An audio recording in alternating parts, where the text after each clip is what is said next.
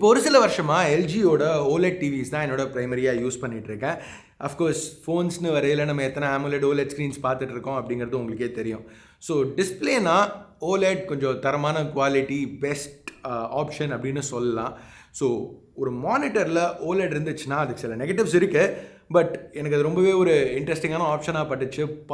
பல மாதமாக இந்த Gigabyte FO48U மானிட்டரை வாங்க ட்ரை பண்ணிட்டு இருந்தேன். நான் அப்கிரேட் பண்ணலாமா வேணாமா எக்கச்சக்கமான ரிவ்யூஸ் படிச்சுட்டேன், பார்த்துட்டேன், ஒரு குழப்பத்தில் இருந்தேன். இப்போ ஃபைனலாக okay fine Gigabyte FO48U.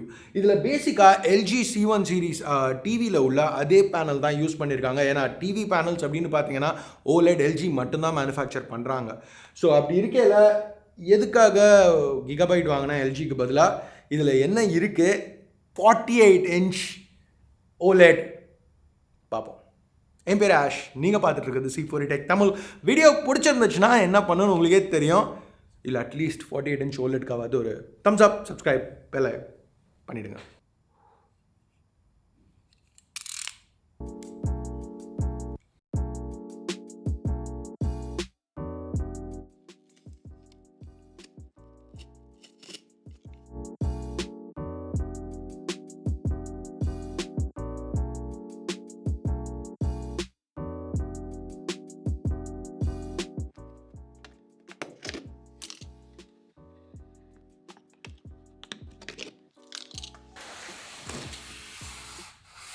Inbox ஆக்சசரிஸ்னு பார்த்தீங்கன்னா 3 வித்தியாசமான டைப் பவர் கேபிள்ஸ் கொடுத்துருக்காங்க. அது போக ஒரு USB type A to type B, இது KVMக்காக. KVMனா என்னங்கிறத டக்குன்னு பார்ப்போம். இது போக ஒரு display board cable, HDMI cable, அப்புறம் பேட்டரிஸ் அந்த ரிமோட்டுக்கு அது கூட ஸ்டாண்ட்ஸ் இருக்குது. நோட்டீஸ் பண்ண வேண்டிய ஒரு விஷயம் என்னென்னா இந்த ஸ்டாண்ட்ஸ் தான் கொடுத்துருக்காங்க. ஸோ பேசிக்காக நம்மளுக்கு ஹைட் அட்ஜஸ்ட்மெண்ட்டோ இல்லை டில்ட் அட்ஜஸ்ட்மெண்ட்டோ பண்ண முடியாது. ஸோ மானிட்டர்ஸ்னு வரையில் அது கொஞ்சம் முக்கியமான ஒரு விஷயம். ஏன் இதுக்கு அப்கிரேட் பண்ணலாமா வேணாமான்னு நான் யோசிச்சதுக்கு ஒரு மேஜர் காரணம் கூட சொல்லலாம். பட் என்னோட லாஜிக் 48 இன்ச் டிஸ்பிளே இருக்கையில் பெருசாக நம்ம மேலே கீழே அட்ஜஸ்ட் பண்ணுங்கிற அவசியம் இருக்காது அப்படிங்கிறது தான். பார்ப்போம்.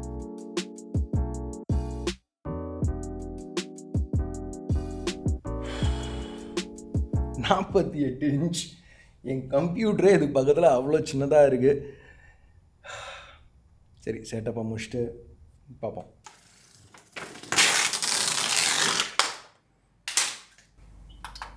டிஸ்பிளே தாறுமாறாக இருக்குது. அந்த பிளாக்ஸ் எவ்வளோ டீப்பாக இருக்குன்னு பார்த்தா உங்களுக்கே தெரியும். கலர்ஸும் சூப்பராக இருக்குது. கேமிங்க்கு 4K 120 Hz வரைக்கும் இதை சப்போர்ட் பண்ணுது. வேரியபிள் ரிஃப்ரெஷோட ஃப்ரீசிங் ப்ரீமியமும் இன்க்ளூட் பண்ணியிருக்காங்க. இது ஒரு 10-bit panel. 98% DCI-P3 colour gamut cover ஆகுது. OSD ஆப்ஷன்ஸும் ரொம்பவே டீட்டெயில்டாக கொடுத்துருக்காங்க. நிறைய டிங்கர் பண்ணுறதுக்கு ஆப்ஷன்ஸ் இங்கே இருக்குது. ஸோ இதுதான் வந்து LG டிவியோட ஒரு மேஜர் அட்வான்டேஜ். கேமிங் ஃபோக்கஸ்டாக நிறைய ஆப்ஷன்ஸ் இதில் கொடுத்துருக்காங்க. இது ஜென்ரலாக நம்மளுக்கு டிவின்னு வரையில் கிடைக்காது. ஆடியோ அவுட்புட்டும் ஃப்ரண்ட் ஃபேஸிங் ஸ்பீக்கர்ஸ் இருக்குது. ரொம்பவே சூப்பராக இருந்தது. மானிட்டரோட ஸ்டாண்டர்ட்ஸ் வச்சு பார்க்கல ரொம்ப நல்லா இருந்துச்சுன்னு சொல்லலாம். நீங்களே கேளுங்களேன்.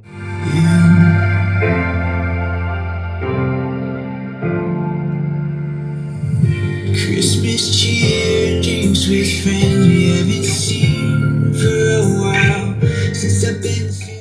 LGயோட டிவி இதோட லைட்டாக ரேட்டு கம்மி. ஒரே பேனல் யூஸ் பண்ணையில் இது வாங்குறதுக்கு என்ன அட்வான்டேஜஸ், இதில் என்ன கொடுத்துருக்காங்க அப்படிங்கிறத பற்றி இப்போ பார்ப்போம். ஸோ இன்புட் அவுட்புட்னு வரையில் 2 USB டைப் A போர்ட்ஸ் இருக்குது. USB 3.0 டைப் A, அதுக்கப்புறம் ஒரு USB டைப் B, அதுக்கடுத்து ஒரு டைப் C, ஒரு டிஸ்பிளே போர்ட் கொடுத்துருக்காங்க, ப்ளஸ் 2 HDMI, அப்புறம் நம்ம 3.5 ஜாக்ஸ்.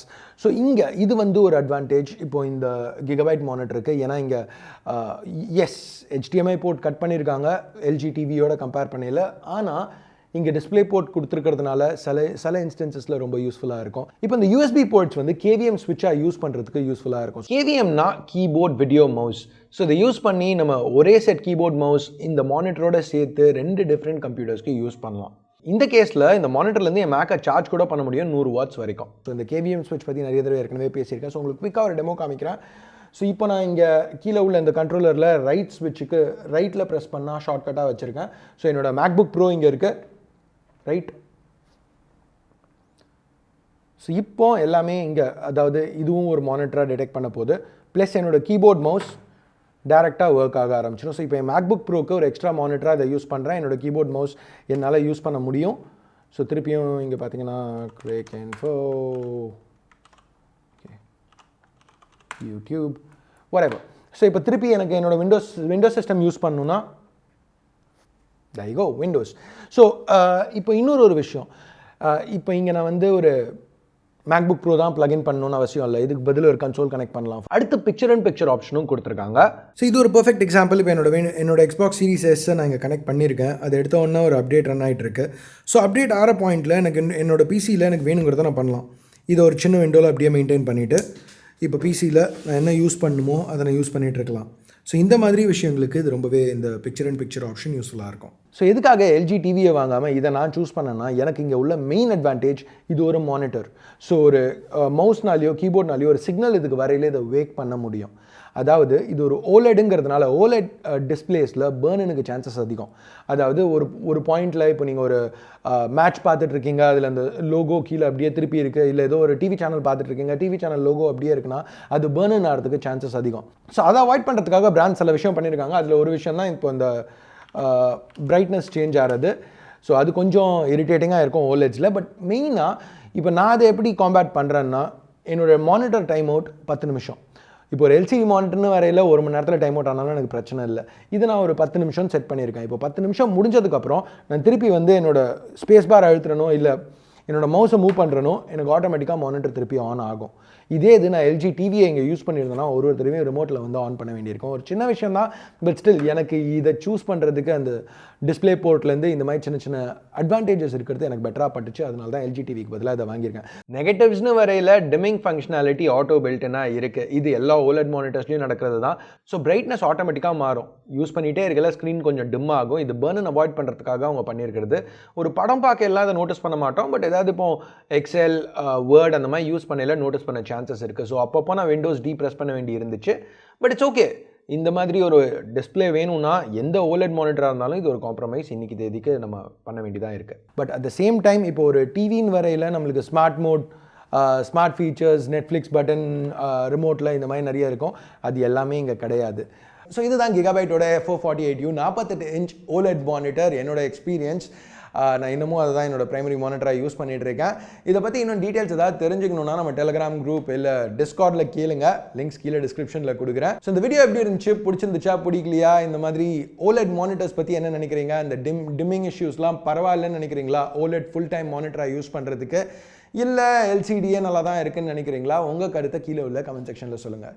ஸோ அவ்வளோதான் இந்த வீடியோக்கு. பிடிச்சிருக்கு பிடிக்கல என்ன நினைக்கிறீங்களோ அதை பேஸ் பண்ணி தம்ஸ் அப் இல்லை தம்ஸ் டவுன் ப்ரெஸ் பண்ணுங்கள். சப்ஸ்கிரைப் பண்ணலாம், சப்ஸ்கிரைப் பட்டன் ஏற்கனவே சப்ஸ்கிரைப் பண்ணியிருந்தீங்கன்னா பக்கத்தில் உள்ள பெல் ஐக்கான் அதையும் ப்ரெஸ் பண்ணுங்கள். அப்போ தான் நான் போடுற வீடியோஸை நீங்கள் மிஸ் பண்ணாமல் பார்க்க முடியும். அடுத்த வீடியோவில் உங்களை திருப்பி சந்திக்கிற வரைக்கும் என் பேர் ஆஷ். நீங்கள் பார்த்துட்டு இருக்கிறது C4E Tech Tamil. Have a nice day. Bye.